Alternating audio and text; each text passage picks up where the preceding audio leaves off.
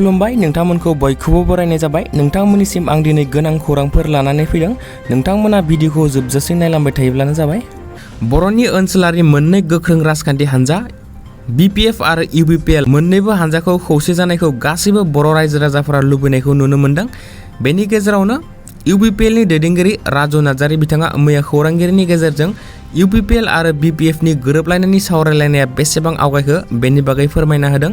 बिथाङा बुङोदि BPF आरो UPPL नि गोरोबलायनायनि सावरायलायनाया सोलिगासिनो। सावरायलायनाया दासिम मोनथाम राउन्डसो सावरायलायनाय जाखांबाय होनना बिथाङा बुङो। बे मोन्नैबो हान्जानि गेजेराव सावरायलायनाया जोबोद मोजाङैनो पजिटिभयै सोलिगासिनो आरो मोन्नैबो हान्जाया गोरोबलायनायखौ नाजावलायदों होनना बिथाङा बुङो। बर' हारिनि थामोन्था रैखाथि आरो जौगानाय बिथिंखौ हाग्रामा महिलारीनि दैदेननाय BPF आरो प्रमद बर'नि दैदेननाय UPPL हान्जा मोन्नैबो दोलोआ एग्रि जालायदों होनना बिथां राजु नार्जारिया फोरमायना होयो। गुबुन फारसे दाखालै प्रमिला रानी ब्रह्म बिथाङाबो जुदि खौसे जायो अब्ला हारिनि थाखाय मोजांनि बाथ्रा। रायजोआ जा लुबैयो बेखौनो खालामनांगोन। खौसे जायो जाया बेयो रायजो राजानि आखायाव होनना बिथाङा बुङो। नाथाय प्रमिला रानी ब्रह्म बिथाङा बुंनाय बादिब्ला BPF आरो UPPL नि खौसेथिनि सावरायलायनाया दिनैसिम बेसेबां आवगायलांनांगौमोन एसेबां आवगायाखै होनना बिथाङा बुङो। नेक्स्टआव दं जालुकबारि पुलिसा गुवाहाटीआव सासे आइजोखौ सासे 12 बोसोर बैसोनि उन्दै हिन्जावसाखौ खावना लांनानै गथ'खौ फानहरनो नागिरनायनि थाखाय एरेस्ट खालामनाय जायो। मोनथिनो मोननाय बादिब्ला बे आइजोआ उन्दै हिन्जावसाखौ हारसिं गेलेबाय थानायखौ नुनानै गथ'खौ खावनो थाखाय नोजोर होगासिनो दंमोन आरो उनाव गथ'खौ फुस्लायदोंमोन। बेखौ मोनथिखोमानानै जायगानि सुबुंफोरा पुलिसनो खौरां हरो।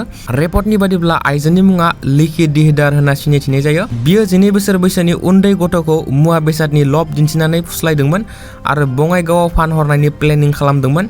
उन्दै गथ'आ बुंनाय बादिब्ला गथ'आ बथल गेलेगासिनो दंमोन। बे समावनो बियो गथ'खौ लांनो नागिरदोंमोन आरो बेयावनो गथ'आ गाबनानै बिमानिसिम लांनो थिनदोंमोन। नाथाय किडनेप खालामग्रा हिन्जावा गथ'खौ बहाबासो लानानै थांदोंमोन।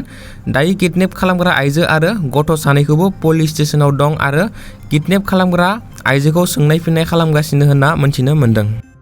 नेक्स्टआव दं आसाम डाइरेक्ट रिक्रुटमेन्ट एबा ADRE एग्जाम जाय 15 सेप्तेम्बराव गासै रायजोआवनो खुंफुंजादोंमोन आरो मोजाङै मोजां एग्जामा जानानै थांबाय होनना फोसावदोंमोन। नाथाय ससियेल मिडियायाव कुइसन पेपार लिक जानायनि खौराङा गोसारो। 30 घन्टानि उनाव लिक जानाय पेपाराव 2:17 टाइम स्टाम्प दंमोन। बेनि उनाव सेबाया नायबिजिरनायनि उनाव मोनथिनो मोननाय जायोदि बेयो एग्जामनि उनाव दिखांनाय फट'सो। बेनि उनाव आसामनि DGP GP सिंह बिथाङा फोरमायना होयोदि बे गोसारनाय कुइसन पेपारा उपेन्द्र नेशनेल एकाडेमि सिमोनसापुरि धेमाजि जिल्लानिमोन। जाथाय खालामनाय सुबुंनि मुङा मंगल सिंह बसुमतारी जाय सासे सेबानि फट'ग्राफारमोन। बियो एग्जामनि उनाव फट'खौ साफायनानै गोसारहोदोंमोन होनना मिथिनो मोननाय जायो। DGP GP सिंह बिथाङा बुङोदि दायो केसखौ धेमाजि पुलिसा सल्भ खालामबाय। खौरांनि बादिब्ला जाना थांनाय एग्जामनि कुइसन पेपारा लिक जायाखै आरो जेबो रि एग्जाम जाफिननायनि चान्स दासिम गैथ'वा। नेक्स्टआव दं सिडली बिधान सभानि उफ्राय बिसायख'थिनि थाखाय गोबां राजखान्थि हान्जाफोरा गावबा गावनि राजखान्थि दोलोखौ गोख्रों खालामनो थाखाय नाजानायखौ नुनो मोनगासिनो। बेनि मादावनो चिरां जिल्लानि सापागुरियाव थानाय हटेल हिमालयायाव BJP आरो UPPL नि जथायै सावरायलायनाय जथुम्माया जानानै थाङो। मोन्नैबो हान्जानि जिल्ला मण्डलनि दैदेनगिरि आरो मावथि सोद्रोमाफोरनि सावरायलायनाय हाबाफारियाव आसामनि केबिनेट मन्त्रि अशोक सिंघाल, BTC नि गाहाय मावफुं सोद्रोमा प्रमद बर', MP जयन्त बसुमतारी, लेङाइ गाहाय मावफुं सोद्रोमा गबिन्द चन्द्र बसुमतारी, बिजनी बिधानसभा बियाबनि MLA अजय कुमार राय आरो मोन्नैबो राजखान्थि हान्जानि दैदेनगिरि बिथांमोना बाहागो लायो। बे हाबाफारियाव गाहायै जानो गोनां उफ्रा बिसायख'थियाव बिजाथिफोरखौ देरहाहोनांगौनि बागै गुवारै सावरायलायनाय जायो होनना खौरां मोन्दों।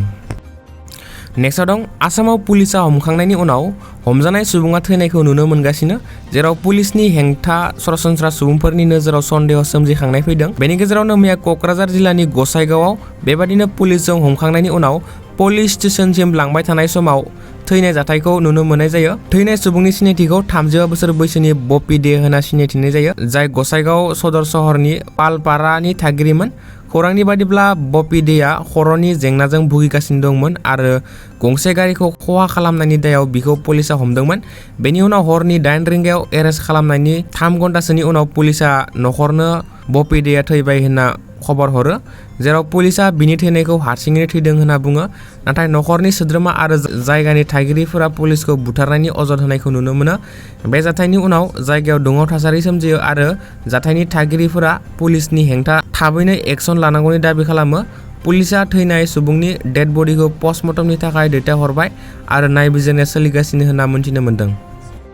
नेक्स्टआव दं मैया कंग्रेस हान्जानि सोद्रोमाफोरा गुवाहाटीनि राजीव भवनाव मोनसे धरना हाबाफारि लादोंमोन जेराव गासै आसामावनो स्मार्ट मिटारखौ बोखारनांगौनि दाबि खालामनाय जायो।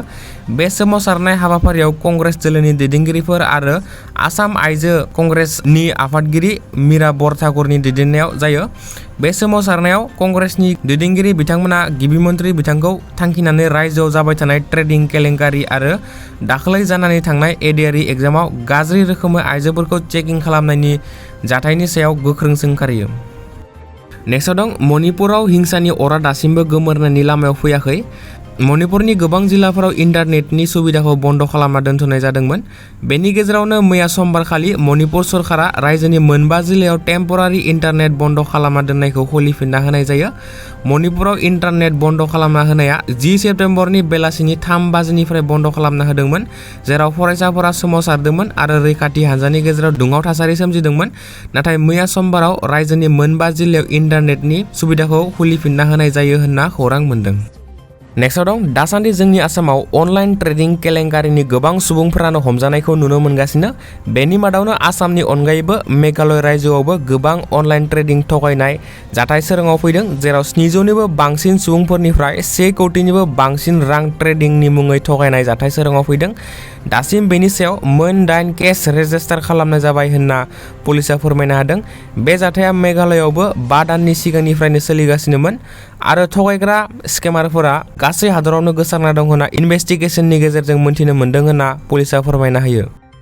नेक्स्टआव दं धुबुरी जिल्लानि मनकासार पुलिसा रबिबारखालि मोनायाव साबा बांलादेशी सुबुंखौ एरेस्ट खालामनाय जायो।